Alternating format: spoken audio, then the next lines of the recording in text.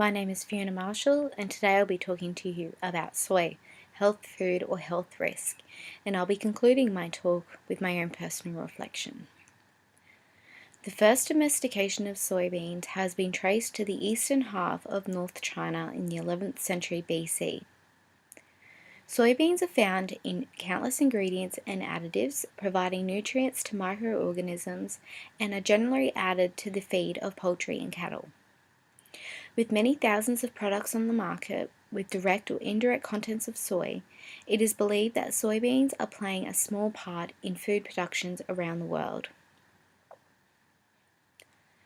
Categorized as a member of the legume family of vegetables, soybeans contain many nutritional components such as protein, low in saturated fats, cholesterol-free, lactose-free, a good source of omega-3 fatty acids, and a high level of phytoestrogens, similar to the female hormone estrogen. The phytoestrogens, when used medically, act like a mild form of hormone replacement therapy, HRT. Phytoestrogens are made up of two components, isobutyrones and lignans. Soybeans contain about 50 times more isobutyrones than any other member of the legume family, such as lentils and peanuts. Lignans are found in cereals, vegetables, and fruit.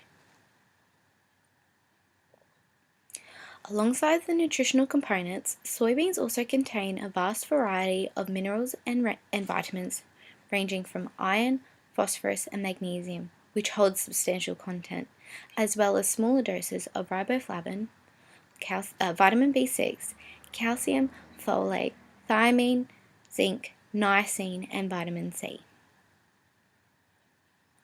Soybeans can be processed into many different forms, ranging from soy milk, soy flour, and can also be transformed into the jelly-like substance also known as tofu. Soybeans, although considered a high nutritional source of food, have the ability to lessen the risk of some cancers and can even alleviate the symptoms of menopause. However, due to many people not being able to differentiate between fermented and genetically modified soy, these benefits contradict with one another, leaving consumers to question whether they are consuming organic or genetically modified soy products and the effects either have on one's health. There are many health benefits associated with consuming appropriate levels of soybeans, but scientists have also linked genetically engineered soybeans to various health risks. Studies have shown that the link to which soy can affect malnutrition, digestive distress, immune system breakdown, thyroid dysfunction, and even infertility. Testing on animals have also shown devastating effects from genetically engineered soy, including allergies, sterility, birth defects, and offspring death rates up by 5%.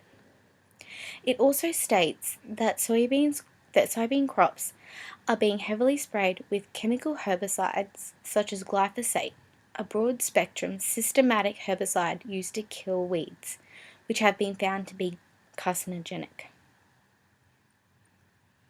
Transgenic, or GM, genetically modified soy, is created by haphazardly blasting a gene into the soybean, allowing the bean to become resistant to the cytotoxic effects of weed killer Roundup. This allows farmers to dose their entire field efficiently, aiming to only kill the weeds. But wouldn't it make sense that if something kills anything, including weeds, it would also be killing human cells? The dangers associated with consuming genetically modified soy, even though conducted on animals, rabbits and mice, have been found to have several health issues, being that of altering of enzymatic activity in the liver, high metabolic activity in rabbits, gene expression, structural and functional changes in the liver of mice. Studies have also shown that soy in the form of infant formula can have adverse effects on the overall growth and development of said children consuming soy regularly. Soybean-based formula is a replacement source of nutrients a mother may use to satisfy an infant.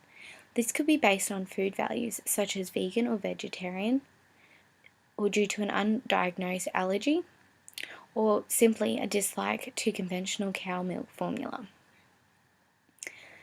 In 1998, investigators reported that the daily exposure of infants to isoflavones in soy infant formula is 6 to 11 times higher on a body weight basis than the dose that has normal hormonal effects in adults consuming soy foods.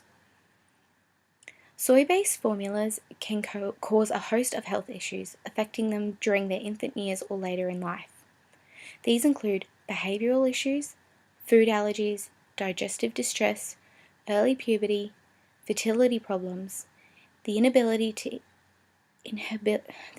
for females to menstruate, asthma, thyroid disease, precocious puberty for girls, and unfortunately man boobs for boys, and in worst case scenarios, even cancer. My experience prior to researching the positive and negative aspects of soybeans in one's daily diet was that soy was just another nutritional source of food found in various products and forms. At one point in time, a lot of advertising was broadcasted about the convenience and nutritional benefits of Up and Go, which was equivalent to 2-week beets and milk.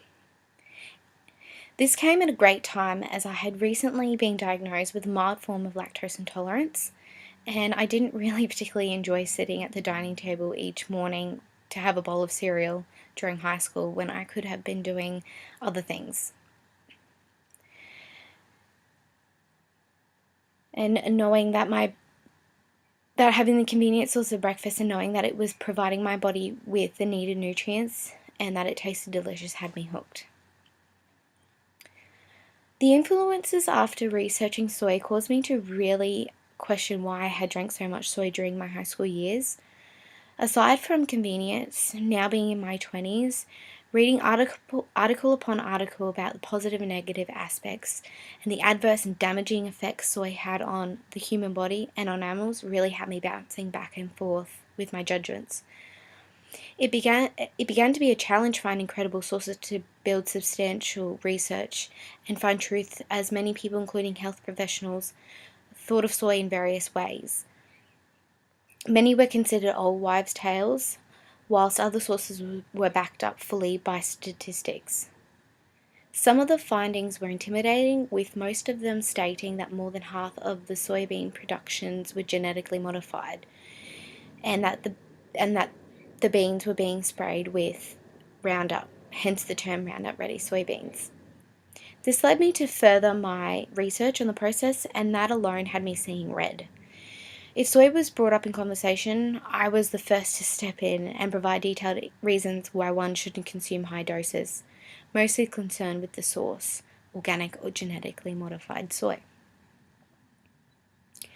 Prior to researching soy, I had spent my entire high school life enjoying the convenience and nutritional benefits of soy-based Up and Go.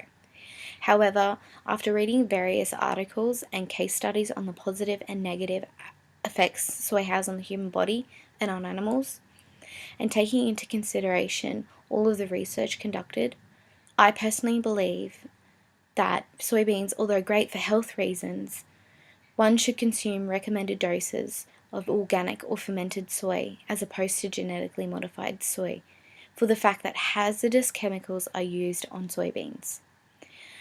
But wouldn't it make sense that if something kills anyone, including weeds, it also would be killing human cells? This quote really justified itself to me, and it is what I refer to when making conscious decisions about ingesting genetically modified foods. But in realistic terms, soy is in many products, whether direct or indirect. And as long as I or my family don't eat high doses of soybeans, then it isn't going to affect what it is I do in life. Thank you for listening to my talk. I hope that it has given you a whole new idea on soy, and thank you.